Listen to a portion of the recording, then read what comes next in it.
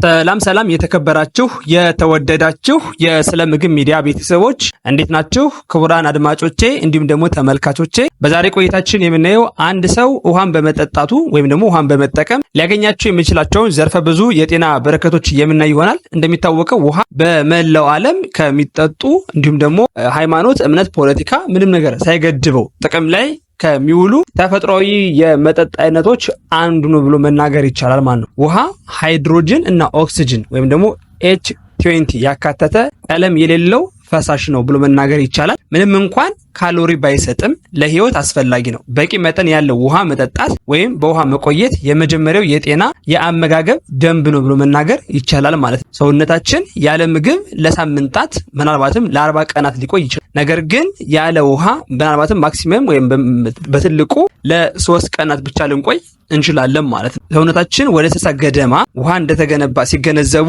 ውሃ ማለቁ በአካላዊ ሆነ በአይምሮ ላይ ተጽዕኖ እንደሚያሳድር ሲገነዘቡ ይህ ትርጉም ምን ያክል ውሃ አስፈላጊ እንደሆነ ያሳያል ማለት ነው። አንድ ጤናማ ሰው በቀን ውስጥ 8 ብርጭቆ ውሃ መጠጣት እንዳለበት በዘርፉ የተጠኑ በርካታ ጥናቶች ያስረዳሉ ማለት ነው። ነገር ግን ያው 8 የግዴታ ቢሆንም ከ6 እስከ 8 ብርጭቆ መጠቀም አስፈላጊ እንደሆነ የተለያዩ የጥናት ባለሙያዎች ያስረዳሉ። እዚህ ጋር ልብ ብለን ማየት ያለብን ውሃ እንኳን ባናገኝ ምን ማድረግ አለብን ማለት ነው?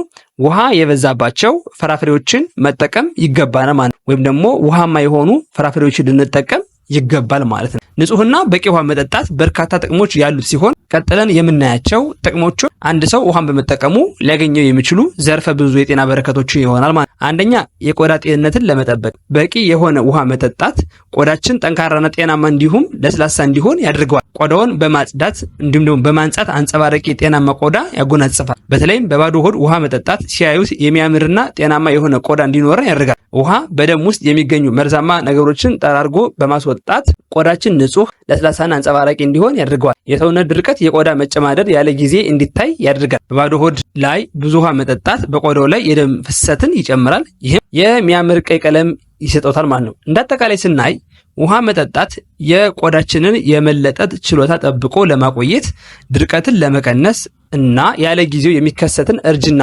ለመከላከል ስለሚረዳ እርጥበቱን መጠበቅ ቆዳው ጤናማ እንዲሆን ያደርገዋል ማለት ነው። ስለዚህ ውሃ በመጠጣት አንደኛ ላይ ልናገኘው የምንችለው የጤና ጥቅም ምንድነው? ጤናማና አንጸባራቂ ቆዳ እንዲኖረን ያደርጋል ማለት ነው። ሁለተኛ ላይ የምናየው ምንድነው? የአንጎል ተግባርን ያሻሽላል። በቂ የሆነ ውሃ ያለ መጠጣት በአንጎል ተግባራት ላይ ከፍተኛ ጫና ሊፈጥር ይችላል ማለት ነው። ስለዚህ ይህ ከፍተኛ ጫና እንዳይፈጠር ምን ማድረግ አለብን ማለት ነው? በቂ ውሃ መውሰድ አለብን ማለት ነው። የአንጎል ቲሹ 75% ውሃ ነው። በቂ ውሃ በማይኖርበት ጊዜ አንጎሎ በነዳጅ እጥረት ውስጥ ይሰራል ማለት ነው። ከዚያም ድካም፣ ጭንቀት ወይም ደግሞ የስሜት መለወጥ ሊያጋጥመውት ይችላል ማለት ነው። ውሃ እንቅልፍን ለመመለስ በእጅጉኑ ያግዛል ማለት ነው። መለስተኛ ድርቀት እንኳን የእውቀት ወይም ኮግኒቲቭ ተግባር ላይ ተጽዕኖ ሊያሳድር ይችላል። ይህም የትኩረት የንቃትና የአጭር ጊዜ የማስታወስ ችሎታን ችግርን ያስከትላል። በቂ ውሃ መጠጣት ትኩረትን ለመሰብሰብ እንዲሁም ደግሞ የአይምሮ ተግባርን ለማሻሻል ይረዳል ማለት ነው። ስለዚህ ውሃ በመጠጣት የአይምሯችንን የማስታወስ ትኩረት የማድረግና የተሻለ ነገሮችን የማድረግ አቅምን ልንገነባ ይገባናል ማለት ነው። ሶስተኛ ላይ የምናገኘው የሰውነት ሙቀት መጠንን ለመቆጣጠር ይረዳል። በቂ ውሃ በሰውነታችን ውስጥ ከፍተኛ የላብ ክምችት እንዲፈጠር በማድረግ በሰውነታችን ውስጥ የሚገኙ መርዛማ ኬሚካሎችን በላብ መልክ እንዲወገዱ ከማድረጉም በላይ የሰውነታችን ሙቀትን ለመቆጣጠር ይጠቅመናል ማለት ነው። ውሃ በላብና በትንፋሽ አማካኝነት የሰውነትን ሙቀት ለመቆጣጠር ይረዳል። ከመጠን በላይ በሚሞቀው ጊዜ ያቀዘቅዘውታል። እንዲሁም ደግሞ የሰውነት ሙቀት እንዲረጋጋ ወይም ደግሞ እንዳይለዋወጥ ያደርጋል ማለት ነው። አራተኛ ላይ የምናገኘው በሽታ የመከላከል አቅምን ከፍ ያደርጋል። ንጹህ ውሃ አዘውትሮ መጠጣት በየትኛውም ከባድ ህመም የመጠቃት እድልን ይቀንሳል። በባዶ ሆድ ላይ ውሃ መጠጣት የሊሞፊቲክ ስርዓትን ለማጽዳት ለማመጣጠን ይረዳል። ይህ ደግሞ የበሽታ መከላከል ደረጃን ይጨምራል ማለት ነው። ጠንካራ የበሽታ መከላከያ ስርዓት ከብዙ በሽታዎች ይጠብቅ። ለምሳሌ የሚያክል በምናይበት ሰዓት የውሃ እጥረት ቢገጥመው የፈሳሽ እጥረት ድርቀት ጉልበቶውን በመቀነስ የድካም ስሜት እንዲሰማው ያደርጋል። ሌላ ምሳሌ ስናይ በባዶ ሆድ ውሃ መጠጣት ዩሪክ አሲድ ያጠፋል። እንዲሁም ደግሞ የኩላሊት አካላትን በማጣራት በሽንት ያስወግዳል። ይህንን በማድረጉ መርዞችን ከሚያስከትሏቸው በርካታ የኩላሊትና የፊኛ ኢንፌክሽኖች ይጠብቃሉ ማለት ነው። ሌላው እንደ ምሳሌ መጨመር የምንችለው የካንሰር ስጋትን ለመቀነስ ይረዳል። በአንጀት ካንሰር የመያዝ እድላችንን በ45% ሊቀንስ ይችላል ማለት ነው። እንዲሁም ደግሞ የሽንት ፊኛ ካንሰር በ50% ይቀንሰዋል። እንዳጠቃላይ እርጥበቶን መጠበቅ የሰውነቶን ሴሎችና ቲሹ ጤና ለመጠበቅ ይረዳል። ይህም ለጠንካራ የበሽታ መከላከያ ስርዓት አስፈላጊ ነው። የሰውነትን ፈሳሽ በትክክል መጠበቅ ሰውነቶ ኢንፌክሽን በተሳካ ሁኔታ ለመዋጋት እንዲሁም በሚታመሙበት ጊዜ በፍጥነት ለማገገም ያስችላል ማለት ነው። አምስተኛ የምናገኘው የምግብ መፍጨት ሂደትን ያፋጥናል። ምግብ ከተመገብን በኋላ በቂ ውሃ መጠጣት ጥሩ የምግብ ልመትን መንሸራሸር እንዲፈጠር በማድረግ የምግብ የመፍጨት ሂደትን ጤናማ እንዲሆን ያደርገዋል። ውሃ በጨጓራ ውስጥ የሚከሰት አሲድን አለመመጣጠን ያስወግዳል ማለት ነው። በባዶ ሆድ ውሃ መጠጣት አንጀትን በማጽዳት ለሰውነታችን ጠቃሚ የሆኑ የተለያዩ ንጥረ ነገሮችን በቀላሉ እንዲመጥ ይረዳናል ማለት ነው። እንዳጠቃላይ ስናይ ውሃ ለምግብ መፈጨት በጣም አስፈላጊ ነው። ምግብን ለመሰባበር ገንቢ ንጥረ ነገሮችን እንዲመጠጡ ለማድረግ ይረዳናል ማለት ነው። በተጨማሪም ሰገራን በማለስለስና መደበኛ የአንጀት እንቅስቃሴ እንዲኖር በማድረግ የሆድ ድርቀትን ይከላከላል ማለት ነው። ስድስተኛ ላይ የምናገኘው የደም ዝውውር ስርዓት እንዲሁም ደግሞ የልብ ጤናን ያሻሽላል። በየቀኑ በቂ ውሃ ስንጠጣ በደም ዝውውር ስርዓታችን ላይ በርካታ አዎንታዊ ለውጦች ስለሚፈጠሩ እንደ ደም ግፊት፣ የልብ ድካም፣ ስትሮክ አይነት ችግሮችን እንዳይከሰቱ ያደርጋል ማለት ነው። በቂ ውሃ መጠጣት ልቦ ደምን ለመርጨት ከአቅም በላይ መስራት እንደማያስፈልገው ያረጋግጣል። ይህም ጤናማ የደም ግፊት መጠንን ለመጠበቅ እንዲሁም የልብና የደም ዝውውር ችግርን ለመቀነስ ይረዳል ማለት ነው። እንዳጠቃላይ በልብ ህመም የመጠቃት እድላችንን በ41% ይቀንሰዋል ማለት ነው። ሰባተኛ ላይ የምናገኘው መጥፎ የአፍ ጠረን ይከላከላል። መጥፎ የአፍ ጠረን በአብዛኛው ጊዜ የሚከሰተው ውሃን አዘውትረን ባለመጠጣት ሲሆን በአፋችን ውስጥ የሚፈጠሩ ባክቴሪያዎች በቀላሉ እንዲራቡ እድል ይፈጥራል ማለት ነው። ስምንተኛ ላይ የምናገኘው ክብደት ለመቀነስ ያግዛል። አዘውትሮ ውሃ መጠጣት ክብደት ከመቀነሻ ዘዴዎች አንዱ ሲሆን ይህም የሆነበት ምክንያት ውሃ የሜታቦሊክ እንቅስቃሴ ከፍ ስለሚያደርግ ነው። ይህም የምናቃጥለውን የካሎሪ መጠን ከፍ እንዲል በማድረግ ክብደት እንድንቀንስ ያስችላል ማለት ነው። ሌላው ደግሞ ውሃ ምንም አይነት ቅባት ወይም ፋት፣ ካሎሪ ወይም ካርቦሃይድሬት እንዲሁም ደግሞ ስኳር የለውም።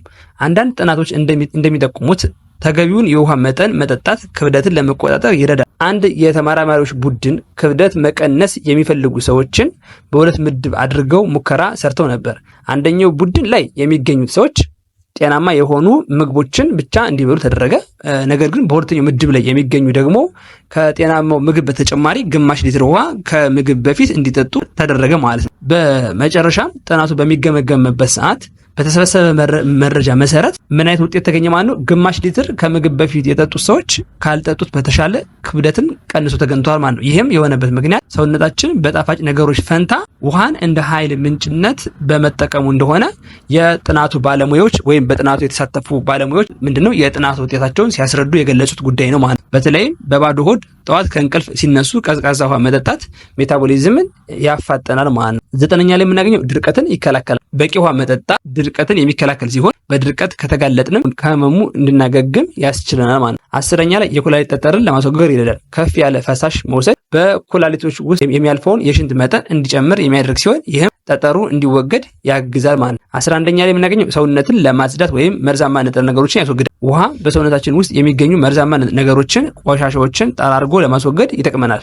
በተለይም በባዶ ሆድ ውሃ በሚጠጡበት ጊዜ ሰውነቶ ጤናማ እንዲሆን በአንድ ሌሊት የለየውን እነዚህን ጎጂ መርዛማ ንጥረ ነገሮችን ከሰውነቶ ውስጥ ያስወግዳሉ ማለት ነው። ውሃ ኩላሊታችን ከደም ውስጥ ቆሻሻን በማስወገድ በሽንት በኩል ወይም በሽንት መልክ እንዲወጣ ይረዳል። ይህም በኩላሊት ጠጠርና በሽንት ቱቦ ኢንፌክሽን የመያዝ አደጋን ይቀንሳል ማለት ነው። 12ኛ የምናገኘው ጥሩ እንቅስቃሴ ለማድረግ በከፍተኛ ሁኔታ የፈሳሽ እጥረት የሚከሰት ከሆነ ስፖርታዊ እንቅስቃሴዎችን ያስተጓጉላል። ለአካላዊ ብቃት በተለይም የአካል ብቃት እንቅስቃሴ በሚያደርጉበት ወቅት በትክክል ውሃ መጠጣት ወሳኝ ነው። መገጣጠሚያዎቻችን ለማለስለስ፣ ገንቢ ንጥረ ምግቦችን ለማጓጓዝ እንዲሁም የጡንቻ ድካምና መኮማተርን ለመከላከል ይረዳል ማለት ነው።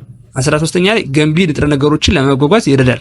ውሃ ዋነኛው የደም ክፍል ሲሆን በሰውነታችን ውስጥ ለሚገኙ ሴሎች በሙሉ አስፈላጊ የሆኑ ገንቢ ንጥረ ነገሮችን እንዲሁም ደግሞ ኦክሲጅንን ያጓጉዛል። በመጨረሻ እንዳጠቃላይ ምንድነው ውሃን በምናይበት ሰዓት ውሃ በጣም ወሳኝና አስፈላጊ በተለይ ደግሞ ለብ ያለ ውሃ መጠቀም ከቀዝቃዛ ውሃ በተሻለ የጤና ጥቅሞች እንዳሉት የዘረፉ ወይም በጥናት ያደረጉ ባለሙያዎች ያስረዳሉ ማለት ነው። በሌላ በኩል ግን ብዙ ሰዎች የማይረዱት አንድ ነገር ሰውነታችን ከሚፈልገው በላይ ውሃ ስንጠጣ ተያያዥ ጉዳቶች አሉት። ውሃ በየቀኑ መጠጣት ለሰውነታችን ያለው አስፈላጊነት ሳይታለም የተፈታ ቢሆንም ለምሳሌ ከከባድ የሰውነት እንቅስቃሴ ወይም አልኮል መጠጥ ከጠጣን በኋላ በአጭር ጊዜ ውስጥ ብዙ ውሃ መጠጣት ጉዳት ያስከትላል። ሃይፕናትሪየም በመባል የሚታወቀው ይህ የጤና እክል ኩላሊቶቻችን ውሃውን በአግባቡ እንዳያስወግዱ ያደርጋቸው ማለት ነው። ስለዚህ ምንድነው የዘርፍ ባለሙያዎች የሚመክሩት ማለት ነው ውሃ መጠጣት አለብን ብለን በግድ ሳይሆን መጠጣት ያለብንና ሰውነታችን ተፈጥሯዊ ጊዜውን ጠብቆ ውሃ አጠጡኝ ሲል መሆን ያለበት መሆኑን ልብ ሊባል ይገባል ማለት ነው። ስለዚህ ውሃ ዝም ብለን ሰውነታችን ሳይፈልግ ሳይጠማ ወይም ደግሞ ለሰውነታችን አስፈላጊ ሳይሆን ብንጠቀመው ጉዳትና ለተለያዩ በሽታዎች ልንጋለጥ እንደምንችልም ልብ ሊባል ይገባል። ነገር ግን ቅድም እንደተናገርኩት ምንድነው ማለት ነው በዋናነት ለብ ያለ ውሃ መጠቀም የተሻለ ነው። ካልሆነም ደግሞ በባዶ ሆዳችን ቀዝቃዛ ውሃን ልንጠቀም እንችላለን ማለት ነው። የተከበራችሁ አድማጭ ተመልካቾቼ የዛሬ ቆይታዬ ይሄን ይመስል ነበር። በሌላ ቪዲዮ እስከምንገናኝ ሰላም።